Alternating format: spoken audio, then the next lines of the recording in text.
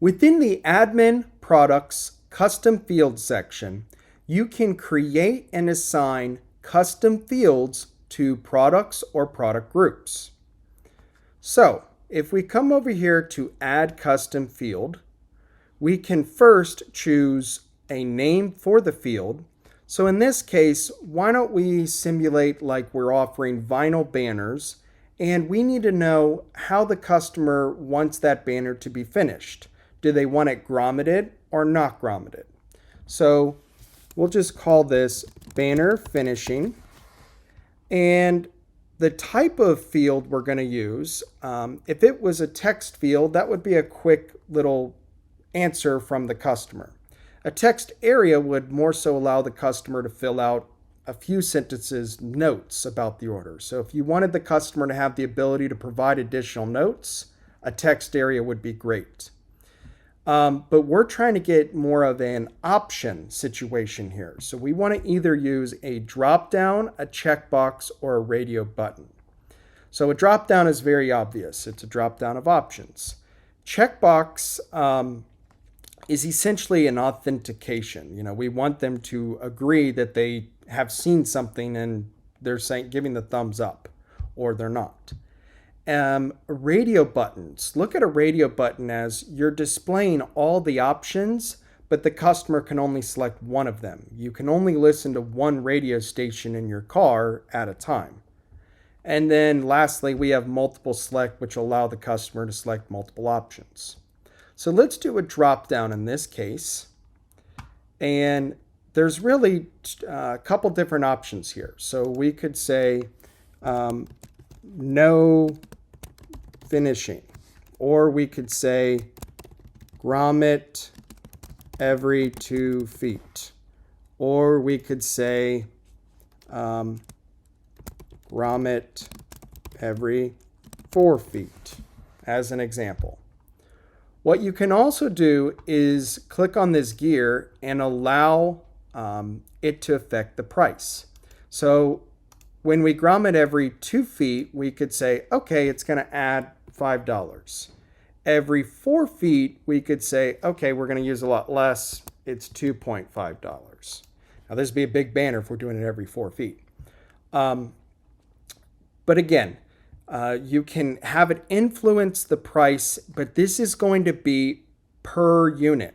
So if the customer purchases 10 banners, they're going to be hit with this additional price 10 times, which is typically what you want, but not always. So custom fields, again, are always applied based on the quantity being ordered. It's not a one-time price like an extra charge.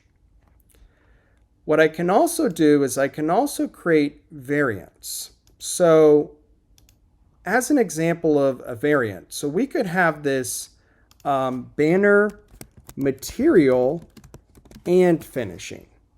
So let's get rid of this no finishing.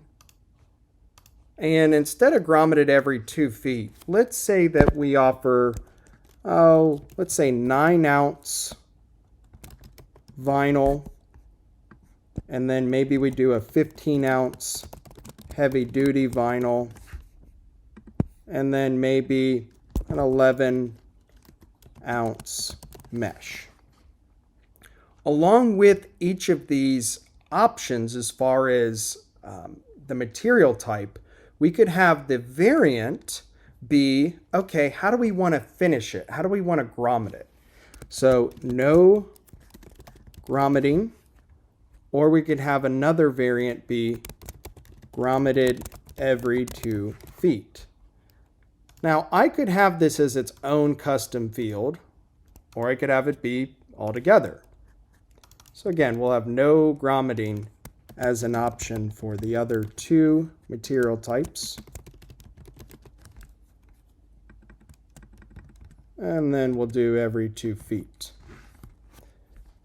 Now, again, I'm going to use this to influence the price. So what we can do is we could say the default product type is this 9-ounce vinyl. Look at a t-shirt. When we quote a price for a t-shirt, it is small through extra large typically, because at 2X and higher, most shirts increase in price because we're using a lot more material. So what we would do is we would probably assume that we're dealing with a 9-ounce vinyl. And then if the customer wanted the 15-ounce, it would add, for example, $20, no matter if it was grommeted every 2 feet or not. But if it was grommeted every 2 feet, we'd add another $5, so it would be $25. For the 11-ounce mesh, the mesh is typically a lot more expensive than any of the even heaviest vinyl. So maybe this goes up $35 and $45. That's just an example.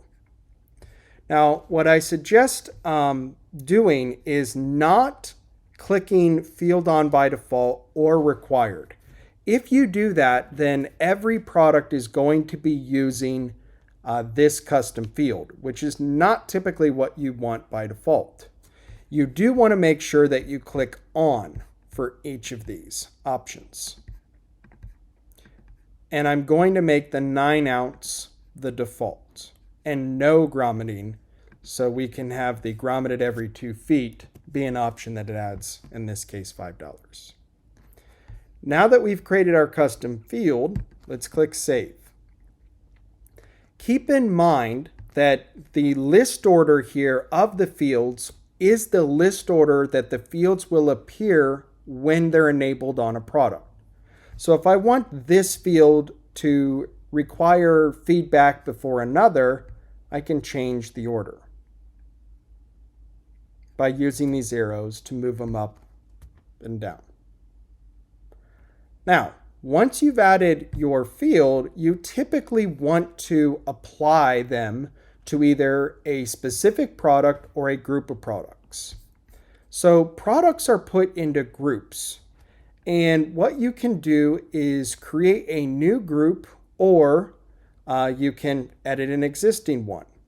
So let's just go ahead and use accessories as just an example.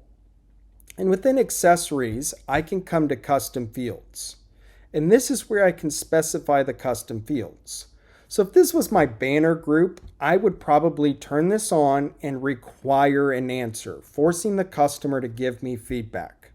But on apparel, banners don't apply, so I wouldn't want this field on by default or really on any apparel products. What you can also do is if you come into an individual product, you can turn that custom field on for it.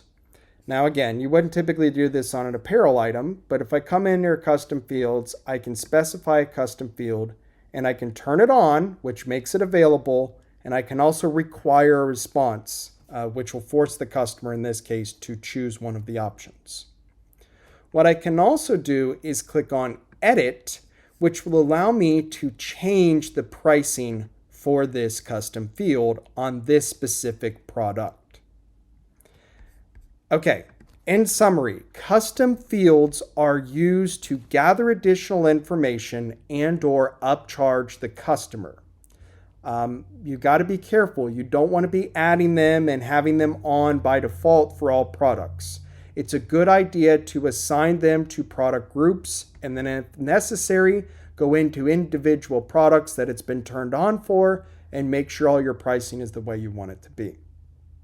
Hopefully you find this video helpful and thank you for watching.